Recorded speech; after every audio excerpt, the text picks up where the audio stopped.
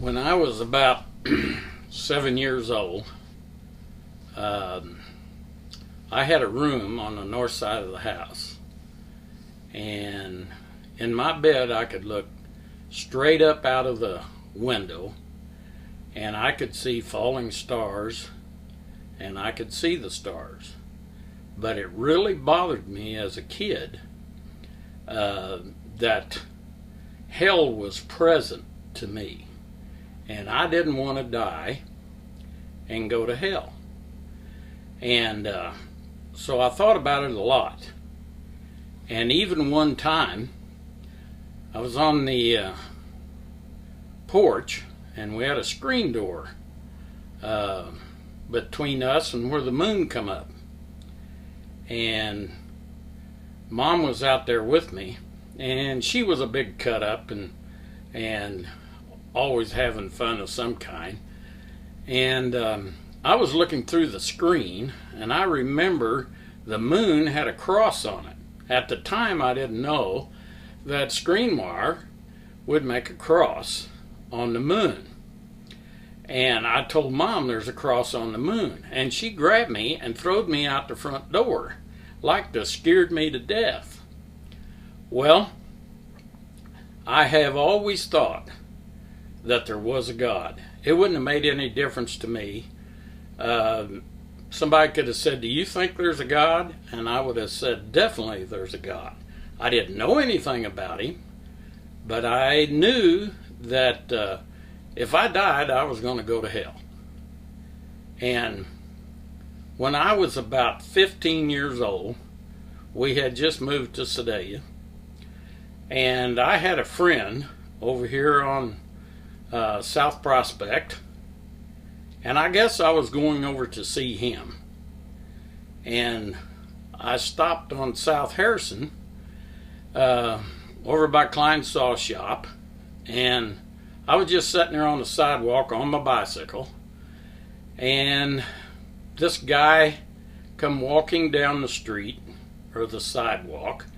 He had on a pair of black slacks and penny loafers with the pennies in them.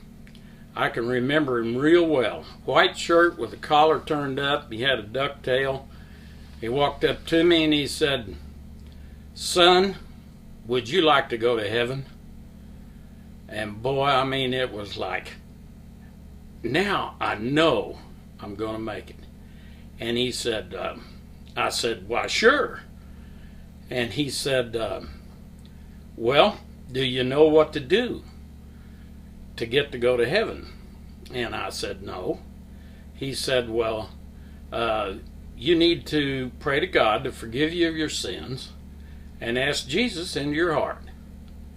And I said, "Well, how do you do that?" And he said, "Well, I'm going to lead you in a prayer and make it easy for you. And you just say what I say in the prayer, and if you agree with it." So I agreed with it. He patted me on the shoulder and walked off down the street.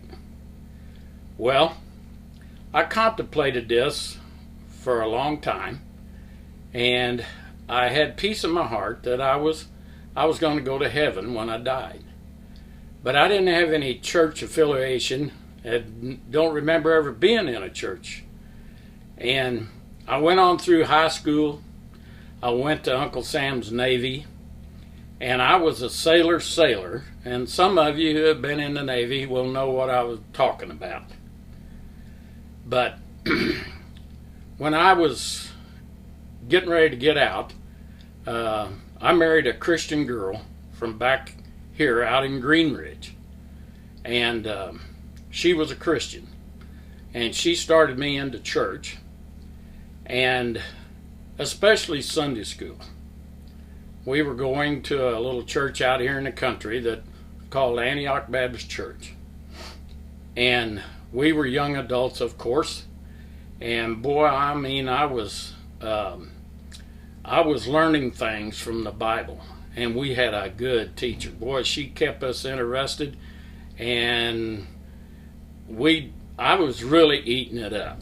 And I joined the church and was baptized, but at that time is when I started getting interested in the Church of Jesus Christ and what he wanted us to do. And I went from that church to another one over here in North Town, and right off they were into evangelistic programs of going out and witnessing, and I was immediately interested in it, and I went into it full-hearted. Ever since I've been in church as a Christian, I've been interested in people's salvation. Back in '72, I made a pact with God that if he would send people to me, that I would try my level best to lead at least one person to the Lord every year. Well, he did better than that. I led so many that I lost count. I wasn't trying to count. The count doesn't make any difference. But I've tried to do that ever since that time.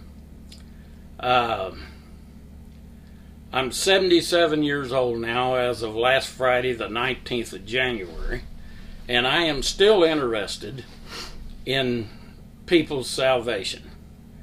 And I love teaching Sunday school in our church, and I teach the junior high, and they are so interested in what God has got to say and what God would have them do. And we concentrate on what Jesus would do in every question. So God has really blessed my life, and I really enjoy teaching and witnessing and going on mission trips. Now, I am so interested in it that I would like to give you a verse out of the Bible. It's Romans 10, 9 and 10.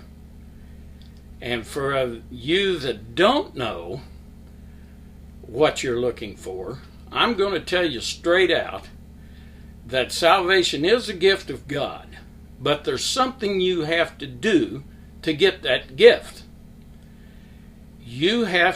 Here's the verse.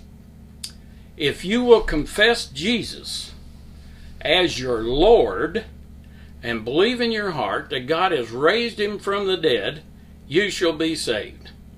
For with the heart man believes into righteousness, and with the mouth confession is made into salvation. And this is my prayer and my want for you, that you would confess Jesus as your Lord.